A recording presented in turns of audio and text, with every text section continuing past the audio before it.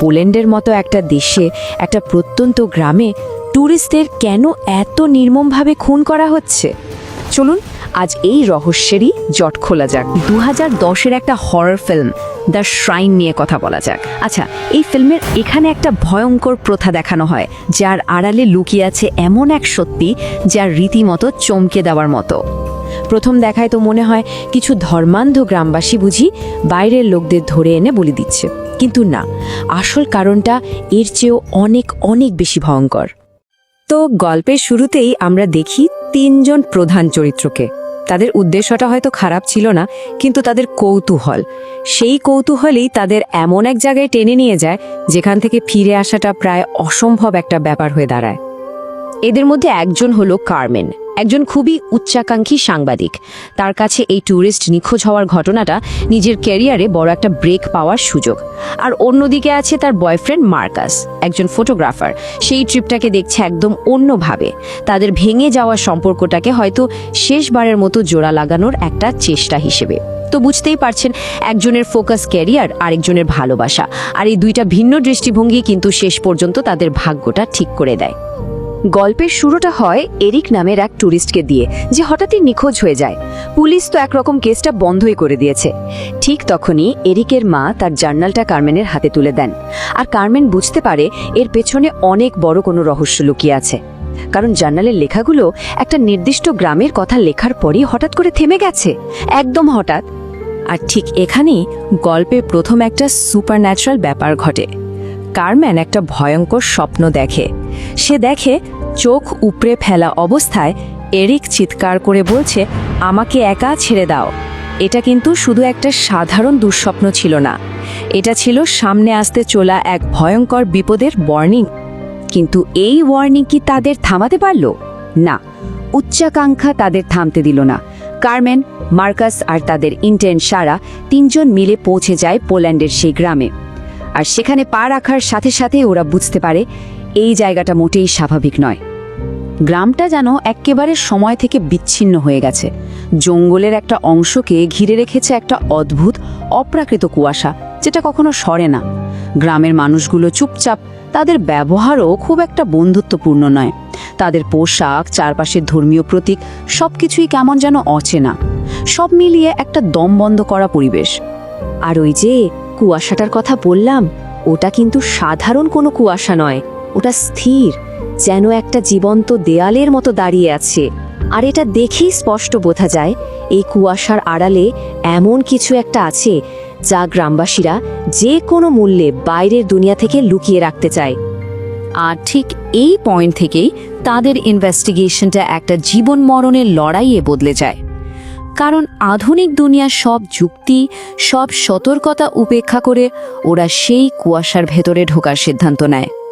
ভেতরে ঢুকে ওরা যা দেখে তা তাদের সবচেয়ে বড় ভয়টাকেও সত্যি প্রমাণ করে দেয়। সারি সারি কফিন, আর তার ভেতরে নিখোঁজ ট্যুরিস্টদের ক্ষতবিক্ষত লাশ। এরিকের ট্যাটুটা দেখে ওরা নিশ্চিত হয়ে যায় এটা কোনো সাধারণ গ্রাম নয়, এটা একটা কসাইখানা। ওই কুয়াশার আরও গভীরে কার্মেন একটা বিশাল দানবীয় মূর্তির সামনে এসে দাঁড়ায়। কিন্তু এটা কোনো সাধারণ পাথরের মূর্তি ছিল না। কার্মেন স্পষ্ট দেখতে পায় মূর্তির মাথাটা তার দিকে ঘুরছে, আর তার পাথরের বুকটা ধুকবুক করছে। আর ওই মূর্তিটাকে দেখাই ছিল তার জীবনের সবচেয়ে বড় ভুল। খুব বেশিক্ষণ সময় লাগে না, ওরা গ্রামবাসীদের হাতে ধরা পড়ে যায়। আর এরপরে শুরু হয় সেই ভয়ঙ্কর রিচুয়াল, যা প্রথম দেখায় একটা পাশবিক নৃশংস হত্যাকাণ্ড ছাড়া আর কিছুই মনে হবে না। সারাকে যখন ওই রিচুয়ালের জন্য রেডি করা হয়, তখন তার চোখের সামনে দুনিয়াটা বদলে যেতে থাকে। সে গ্রামবাসীদের আর মানুষ হিসেবে দেখতে পায় না। তার চোখে ওরা সবাই এক একটা ভয়ঙ্কর শয়তান, বিভৎস মুখ নিয়ে দাঁড়িয়ে আছে। এখন প্রশ্ন হলো, সারা কি পাগল হয়ে যাচ্ছে, নাকি সে এমন কিছু দেখছে যা অন্য কেউ দেখতে পাচ্ছে না? এরপর যা হয় তা ভাষায় বর্ণনা করা কঠিন। সারার হাত পা কেটে ফেলা হয়, আর তারপর তার মুখে ঠিক চোখের উপর স্পাইক লাগানো একটা লোহার মুখোশ হাতুড়ি দিয়ে গেঁথে দেওয়া হয়। তার যন্ত্রণার চিৎকার গোটা জঙ্গলে ছড়িয়ে পড়ে। এই দৃশ্য দেখে মনে হতে পারে এটাই হয়তো গল্পের ক্লাইম্যাক্স, কিন্তু আসল সত্যিটা তখনও সামনে আসা বাকি। মার্কাস কোনো মতে কারমেনকে নিয়ে সেখান থেকে পালিয়ে যেতে পারে, কিন্তু ঠিক এর পরে গল্পের আসল টুইস্টটা সামনে আসে। আর এই টুইস্ট আগে যা কিছু দেখা হয়েছে তার সব কিছুর মানে বদলে দেয়। পালানোর সময় কারমেন হঠাৎ অসুস্থ হয়ে পড়ে, তারও বমি হতে শুরু করে, আর সে কানের কাছে অদ্ভুত ফিসফিসানি শুনতে পায়, ঠিক যেমনটা সারার সাথে হচ্ছিল। আর তখনই বোঝা যায় বিপদ মোটেও কাটেনি, বরং বিপদটা এখন কারমেনের ভেতরেই ঢুকে পড়েছে। আর এখানেই পুরো রহস্যটা পরিষ্কার হয়ে যায়। জঙ্গলের ওই মূর্তিটা আসলে একটা প্রাচীন শয়তানের আস্তানা। যেই ওই মূর্তির দিকে সরাসরি তাকায়, সেই শয়তানি শক্তিটা তার চোখের মাধ্যমে শরীরে ঢুকে পড়ে, আর তারপর ধীরে ধীরে ভেতর থেকে তাকে পুরোপুরি দখল করে নেয়। তার মানে কি দাঁড়ালো? গ্রামবাসীরা আসলে খুনি নয়, তারা হলো রক্ষক। ওই ভয়ঙ্কর রিচুয়ালটা কোনো হত্যাকাণ্ড ছিল না, ওটা ছিল একটা অশুভ শক্তিকে আটকে রাখার জন্য একটা, বলা যেতে পারে, প্রয়োজনীয় নিষ্ঠুরতা। কারণ শয়তানটা যেহেতু চোখের মাধ্যমে শরীরে ঢোকে, তাই চোখ দুটো নষ্ট করে দিলেই শয়তান আর সেই শরীরটা ব্যবহার করতে পারে না। আর এই সত্যিটা হাড়ে হাড়ে টের পাওয়া যায় যখন কারমেন পুরোপুরি ওই শয়তানের নিয়ন্ত্রণে চলে যায়। সে প্রথমে একটা নিরীহ পরিবারকে আর তারপর মার্কাসকেও আক্রমণ করে। কারমেনের সেই ভয়ঙ্কর রূপ দেখে মার্কাস অবশেষে বুঝতে পারে গ্রামবাসীরা এতদিন ধরে ঠিক কিসের বিরুদ্ধে লড়ে যাচ্ছিল। গল্পের একদম শেষে এসে আমরা দেখি যে সাধারণ কৌতূহল আর উচ্চাকাঙ্ক্ষার ফল কতটা ভয়ঙ্কর হতে পারে। আর মার্কাসকে এমন একটা সিদ্ধান্তের মুখোমুখি হতে হয় যা হয়তো কারোর পক্ষেই নেওয়া সম্ভব না। শেষে এক হৃদয় ভেঙে দেওয়া মুহূর্তে মার্কাস নিজেই গ্রামবাসীদের সাহায্য করে, নিজের ভালোবাসার মানুষ কারমেনে সেই লোহার মুখোশটা পরিয়ে দেওয়ার জন্য।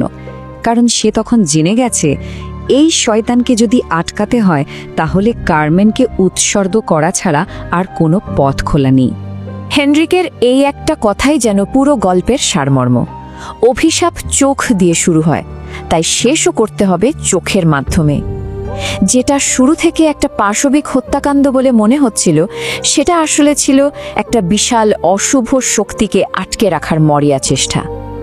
এই ফিল্মটা শেষ হয়ে যাওয়ার পরেও মনের মধ্যে একটা প্রশ্ন রেখে যায়, আচ্ছা, সব রহস্যের সমাধান খোঁজা কি সত্যিই দরকার, নাকি কিছু জ্ঞান, কিছু দরজা চিরকালের জন্য বন্ধ থাকায় সবার জন্য ভালো?